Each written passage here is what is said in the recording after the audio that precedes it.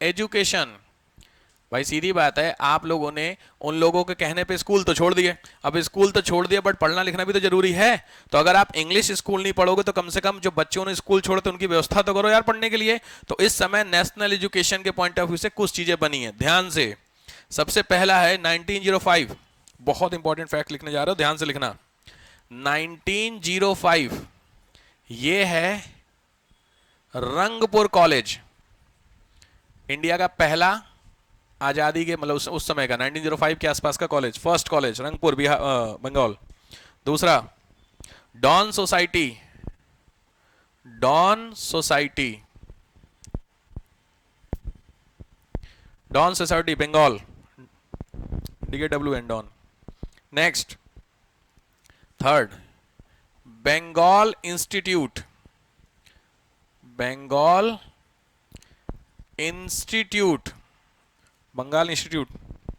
Next national college, ये तो सुना ही होगा तुम लोगों ने, नेशनल कॉलेज। ये कहां पे खुला? बंगाल, सब बंगाल गए हैं। तो ये वो इंस्टीट्यूट्स थे जो एक एक करके एजुकेशन को प्रमोट करने के लिए ओपन। भाई तुम नौकरी कल को जॉब वो पढ़ाई छोड़ दोगे तो उन बच्चों के साथ क्या होगा, गलत होगा ना। तो उन बच्चों को इन जगहों पे स्कूल खोल देगा, अलग अलग स्कूल खोलेंगे, साहब आप यहाँ पे आओ और यहाँ पढ़ाई करो, ठीक है। तो ये सब एक तरीके से कॉलेजेस के नाम है। नेक्स्ट, अब आपने नौकरियां छोड़ दी तो आपको पैसा तो चाहिए, अरे घर चलाने के लिए यार। तो सीधी बात है, यहां क्या आएगा? डेवलपमेंट ऑफ इंडस्ट्री, उद्योग का विकास। स्वदेशी है तो स्वदेशी आपके कहने पर उद्योग में पहले बंदों के नाम लिख लो। मुकुंद दास, उद्योग में मुकुंद दास, मुकुंद दास। दूसरा टैगोर, वही अपने टैगोर। तीसरे द्विजेंद्र लाल, DWI, ZENDRA, द्विजेंद्र लाल, द्विजेंद्र लाल। इन तीन लोगों का नाम आएगा। अब क्या था? एक मिनट एक मिनट एक मिनट, उद्योग है ना ये, हाँ ठीक है। अब हाँ एक और, अब देखो किसने क्या क्या, इसी समय का टाइम था जब वो सुने हो तुम लोग, अरे टाटा जी, रतन टाटा के पिताजी जमशेदजी टाटा, उन्होंने इसी समय सेटअप किया हुआ है। तो ये तो हो गए आपके कॉलेजेस ना। तो अब लिखो इंडस्ट्री में कौन कौन से थे। तो 1907 में लिखो जमशेद नगर में, 1907 1907 जमशेदजी टाटा, टाटा नगर सुने हो, वहां पे पूरी जो स्टील फैक्ट्री है ना वो इसी समय 1907 जमशेदपुर में टाटा स्टील। और दूसरा है, नाम है इसी में बता रहा हूं मैं ध्यान से, बंगाल केमिकल्स, बंगाल केमिकल्स। ये किसकी है? PC राय, बड़ा इंपॉर्टेंट नाम है भाई, कई बार आ रखा है। बंगाल केमिकल्स करके एक फैक्ट्री है, PC राय, प्रफुल्ल चंद्र राय नाम है इनका। इन्होंने ये फैक्ट्री खोली और टाटा साहब ने वो वाली फैक्ट्री खोली, क्या नाम है, जमशेद वाले, हम जमशेदपुर वाली फैक्ट्री। तो नौकरी देने के लिए काम तो करना था भाई। किसका? 6 में, 06 में। सोचो इसका फायदा ये हुआ कि 1905 से लेकर के 1914 तक हमारे यहाँ 3 टाइम हो गया कॉटन का प्रोडक्शन। क्योंकि विदेशी तो बाइकआउट हो गए, डिमांड तो है, बाहर से सामान आएगा नहीं तो बनेगा कहां से, अपने यहाँ। तो हमारे यहाँ 3 टाइम कॉटन का प्रोडक्शन बढ़ गया, ये फायदा हुआ। इसीलिए अगर आपसे पूछे वर्ल्ड वार का फायदा या नुकसान, तो वर्ल्ड वार का हमें बहुत फायदा हुआ। कैसे हुआ समझ रहे हो? क्योंकि वर्ल्ड वार में रास्ता ब्लॉक हो गया, जब रास्ता ब्लॉक हो गया तो सामान आया नहीं, जब सामान आया नहीं बट काम तो चलाना है। तो हमारे भाई समझो, तुमको अगर कुछ भी नहीं आता है और घर पे तुम्हें भूखे मरने की नौबत आ रही है तो कुछ तो करोगे। तुम्हारे घर वाले परेशान हो गए तुमसे कुछ करने के लिए, तुम कुछ खाली बैठे हुए हो, लेकिन जब भूखे मरने की नौबत आ गई तो कुछ करे, तो कुछ अच्छा हुआ कि बुरा? मजबूरी में इसे निकले बाहर, बस सेम कहानी यहाँ पे। तो वर्ल्ड वॉर जब होता है तो वर्ल्ड वॉर में दुनिया का जो मेन वे था, पाथ था, वो बंद हो गया। जब बंद हो गया तो हमें अपना घर तो चलाना था इंडिया, तो कैसे चलेगा? तो इंडिया के लोग आगे बढ़े और गांधी उस पढ़ूंगा 1914 से 18 के बीच में इंडिया का जो ओवरऑल प्रोडक्शन था लगभग 7 टाइम बढ़ा था। कैसे? रीजन आपके सामने, फिर खुल गया, फिर अलग हो गया, ठीक है। नेक्स्ट आओ, ये हो गया। नेक्स्ट आओ, कल, अरे ये भी लिख लो, नेक्स्ट नंबर लिख लो, कल्चर, संस्कृति का रोल चल रहा है ना। संस्कृति, कल्चर में, कल्चर में दो नाम इंपॉर्टेंट है। पहला नाम है टैगोर साहब का, वो आप पूरा पढ़ चुके, लिखे टैगोर, रविन्द्रनाथ टैगोर का नाम, रविन्द्रनाथ टैगोर का नाम आप जान चुके हैं। अमर सोनार बांग्ला किताब का नाम, अरे जनगण मन कहां से है, जनगण कह रहा हूं, हाँ जनगण मन, आनंद में से जनगण मन है, बहुत सही। जनगण मन कहां से उठाए, वंदे मातरम है आनंद मठ से, जनगण मन कहां से है? अरे भगवान, रविन्द्रनाथ टैगोर की कौन सी किताब है नोबेल मिला है जो हैं? अरे कसम से यार, गीतांजलि, बहुत मेहनत लगने वाली है भाई साहब। तो लिख लो, रविन्द्रनाथ टैगोर में सबसे इंपॉर्टेंट है गीतांजलि बुक, 1913 का नोबेल आया लिटरेचर का। दूसरी ध्यान रखना, इसमें नाम आएगा Indian society of oriental art, इसमें जो नाम आएगा इंडियन सोसाइटी,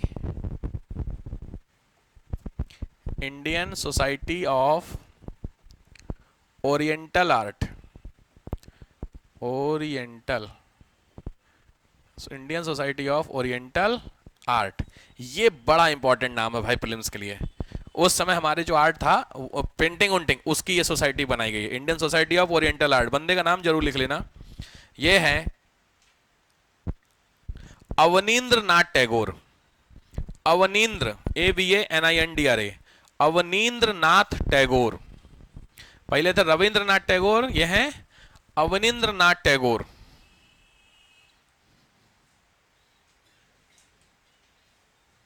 डन।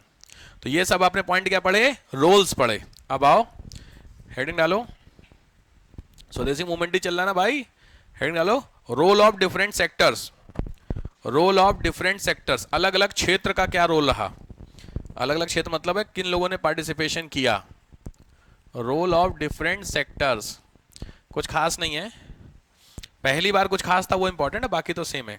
इसमें ध्यान से लिखो समाज, इसको ना आप चाहो तो लिख लो रोल की जगह सोशल बेस, सामाजिक आधार क्या रहा इस मूवमेंट का, सोशल बेस क्या रहा। तो सोशल बेस में पहले लिख लो जिनका जिनका यस रहा और जिनकी जिनकी तरफ से नो रहा। तो पहले तो लिख लो यस वाले, पहले लिख लो यस वालों में सबसे ज्यादा इंपॉर्टेंट अगर किसी का रोल रहा तो वो कौन थे, स्टूडेंट्स। लिखो 100%, 100% स्टूडेंट ने इसमें क्या किया, पार्टिसिपेट किया, तगड़ा। दूसरा मिडिल क्लास, मध्यम वर्ग। तीसरा आप नीचे की तरफ चलेंगे, मतलब डिक्लाइन होता चलेगा। ध्यान रखना वुमेन, ये बहुत इंपॉर्टेंट है, कई बार पूछा हुआ है, ध्यान से समझना क्वेश्चन। भारत का पहला मूवमेंट जिसमें भारतीय महिलाएं बाहर निकली घर से वो ये है, लेकिन भारत का पहला ऐसा मूवमेंट जो ऑल इंडिया लेवल का था उसमें, तो ध्यान से, ये इंडिया का फर्स्ट मूवमेंट है जिसमें वुमेन का रोल है, लेकिन भारत का अखिल ऑल इंडिया मूवमेंट जो आएगा वो गांधी जी का 22 वाला मूवमेंट आएगा। डिफरेंस समझ में आ रहा है? ये लिख लो डैश करके, first movement of north India, उत्तरी भारत का प्रथम आंदोलन, जिसमें पहली बार घर की बाहर कौन निकल के आई, फीमेल निकल करके आई। अब धीरे धीरे और डिक्लाइन होगा तो डिक्लेशन में कौन आएंगे, मुस्लिम, कम लोग थे मुस्लिम में। अच्छा मैंने बताया सेपरेशन हुआ था हिंदू और मुस्लिम का, उसमें हिंदू नाराज हुए, गलत बात, मुस्लिम भी नाराज होने चाहिए थे, वो भी हुए, लेकिन बहुत सारे मुस्लिम थे जो खुश हुए क्या अच्छा हुआ, क्या हुआ, सेपरेशन हो गया। यही वो मुस्लिम थे जिन्होंने बाद में पार्टी बनाई मुस्लिम लीग। सुने हो जिन्ना उन्ना वाली पार्टी, सुने हो, ये वही मुस्लिम लीग है जो 1905 में बनती है। अब पढ़ाऊंगा नेक्स्ट लेक्चर में मुस्लिम लीग की कहानी, समझ में आया? नोट कर लीजिए, तो इसमें लिखिए ये, और अब लिखो लीडर, लीडर के नाम, मतलब किस जगह पे कौन था, इस मूवमेंट को चल रहा था ना इंडिया में, तो इंडिया में किसने किस कहां पे लीड किया, 3-4 नाम है। जैसे पहला नाम लिखो संयुक्त प्रांत, यूनियन प्रोविंस, संयुक्त प्रांत में कौन थे, चलो बड़े ध्यान दे रहा हो यार, यूनियन प्रोविंस, आज का जो यूपी है लगभग वही है। यूनियन प्रोविंस में दो बंदों के नाम, अजीत सिंह और लाला लाजपत राय, अजीत सिंह और लाला लाजपत राय, ये दो लोग हैं, अजीत सिंह और लाला लाजपत राय, ये दो लोग हैं। दूसरा दिल्ली, दिल्ली, दिल्ली के हैं सैयद हैदर रजा, सैयद हैदर रजा, दिल्ली के। Next Madras, Madras, Chidambaram, Chidambaram Pillai, PILLAI, Chidambaram Pillai, Madras. ये लीडर अलग अलग। नेक्स्ट, ठीक है। और उधर महाराष्ट्र, महाराष्ट्र में मेन कौन होंगे? तिलक, उसको सोचना ही था। महाराष्ट्र में लिख लो पूना, पुणे में कौन थे? तिलक, ठीक है। Last heading, reason for failure. ये उतना सक्सेसफुल नहीं हो पाया तो फेल होने के पीछे के क्या कारण रहे? रीजन फॉर फेल्योर, फेल होने के पीछे के मुख्य कारण क्या क्या रहे? उतना सक्सेसफुल नहीं हो पाया बट हाँ ठीक है, फेल हुआ तो रीजन क्या लगता है? क्या क्या रीजन रहे होंगे फेल होने के? तो पहला लिखिए, ऑब्वियस बात है, नंबर 1 गवर्नमेंट अप्रोच, सरकार का रवैया। गवर्नमेंट अप्रोच डैश करके लिख लो, डोमिनेंस। सरकार को पता था कुछ इस तरीके का कांड होने जा रहा है तो गवर्नमेंट पहले से प्रिपेयर थी, बहुत मारा इस समय, तो लिखे गवर्नमेंट अप्रोच, सरकार का रवैया डैश करके डोमिनेट। दूसरा स्पेशली फोकस ऑन अर्बन, केवल शहरी वर्ग तक या limited to the urban area, शहरी क्षेत्र तक ही सीमित रहा, गांव में नहीं गया ये, limited to the urban area, शहरी क्षेत्र तक सीमित रहा। थर्ड सबसे इंपॉर्टेंट जो पॉइंट आता लिखो, नो इंपैक्ट ऑन फार्मर्स, किसानों का इसमें कुछ था? किसानों का कुछ नहीं था ना यार इसमें, सबसे बड़ी बात है, इसलिए किसानों का इसमें कोई रोल नहीं आता। गांधी जी को ये बात पता चली है 1922 में आकर के, तो उसमें स्पेशली गांधी जी ने बोला था किसानों से क्या पाइए, क्योंकि मेजर कौन थे उस समय? किसान ही थे ना, तो किसान लोग इसमें नहीं आए। नेक्स्ट, रोल ऑफ मुस्लिम्स, मुस्लिमों का रोल भी गड़बड़ था इसमें, रोल ऑफ मुस्लिम्स, मुस्लिम थे तो थे, तब भी हमारे थे ही ना यार, तो मुस्लिम का तो सपोर्ट चाहिए हमें, वो भी नहीं था। और फॉर्मेशन ऑफ मुस्लिम लीग, ये बड़ी गड़बड़ थी। मुस्लिम लीग का गठन, अगर आपके घर में कुछ लड़ाई हो रखी है तो मैटर बाहर सॉल्व कर, अंदर ही अंदर सॉल्व कर लो, ज्यादा अच्छा है। लेकिन मुस्लिम लीग बन गई, अंग्रेज चाह ही रहते मुस्लिमों को अलग करना, एक बाकायदा पार्टी बन गई। अभी कांग्रेस बनना जरूरी था, याद है? एक पार्टी होगी जो अपनी बात को कह सकेगी, पूरा पूरा समझाए, याद है वो थ्योरी यार, सेफ्टी वॉल वाली, कुछ याद आया? सोचो उस चीज को लेकर के। अब यहाँ पे मुस्लिम लीग अलग से मुस्लिमों की पार्टी बन गई, तो अगर अंग्रेजों को पहले बात करनी होगी तो वो कांग्रेस से कहते, उसके अंदर हिंदू मुस्लिम दोनों थे। अब अंग्रेजों को, ब्रिटिशर्स को अगर मुस्लिमों से कहना होगा तो मुस्लिम लीग से कहेंगे, तो किसको बुरा लगेगा?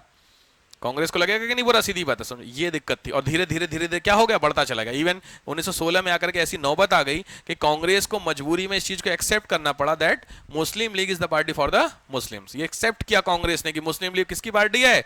सोचो, कांग्रेस के अंदर हिस्से पहले 2 हुए, फिर उस 2 में से मुस्लिम भी बाहर हो गए, और इस चीज को ऐसी मजबूरी में कांग्रेस के पास इस तरीके की सिचुएशन क्रिएट हुई जहां पर कांग्रेस ने ये माना कि मुस्लिम लीग मुस्लिमों की पार्टी है और बाकी किसकी है, हम हैं। तो सीधे सीधे सीधे आप क्या एक्सेप्ट कर रहे हो, हिंदू मुस्लिम अलग हो गए कि नहीं हो गए? ये कांग्रेस का बहुत बड़ा ब्लंडर था, आगे पढ़ोगे तो सीधी बात है। बंगाल विभाजन क्लियर हो गया, हेडिंग लिखो, सस्पेंशन खत्म।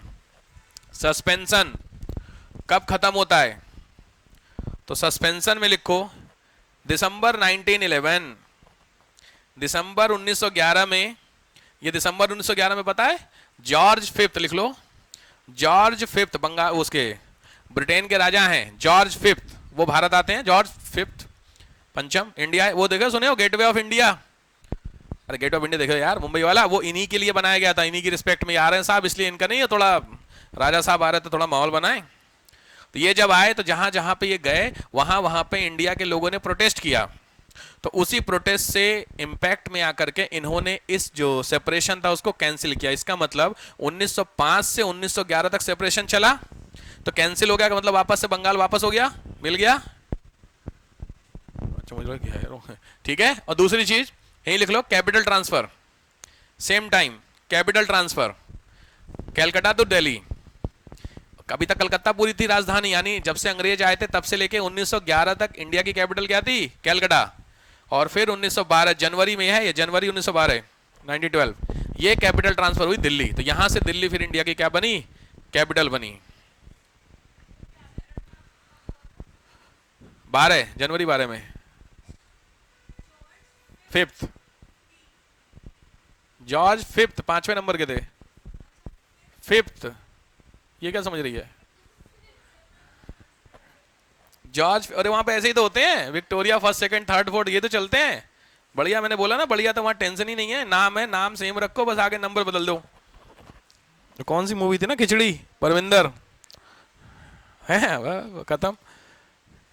ठीक है, ये आई हुई कहानी यहां पर। आपको एक मैं होमवर्क दे रहा हूं, लिख लिए। इवेल्युएशन, मूल्यांकन आपको 200 वर्ड्स का एक लिखना है भाई।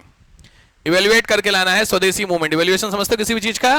क्या वास्तव में हुआ कि नहीं हुआ, जिस चीज के लिए था वो वाली बातें करनी है। ठीक है, हो जाएगा साहब? तो यहां पे इवेल्युएशन आपका कंप्लीट होगा, मतलब कंप्लीट ये हुआ आपका टॉपिक। नेक्स्ट टॉपिक नोट कर लीजिए, मतलब नेक्स्ट जो होना है आपका वो होगा मुस्लिम लीग। पहला, लंबी जा रही है क्लासेस, मजा आ रहा है? आ ही रहा है सब। मुस्लिम लीग। दूसरा लिख लो 1906 कॉन्फ्रेंस, 1906 कॉन्फ्रेंस। और सूरत स्प्लिट, सूरत विभाजन। यहां तक पहुंच गए, टाइम मिला तो 1909 एक्ट, 1909 का मिंटो मार्ले। ये 4 टॉपिक होने वाले हैं। नोट्स आप सभी को प्रिंट आउट मिल गए होंगे, नहीं मिले होंगे तो ले लीजिए।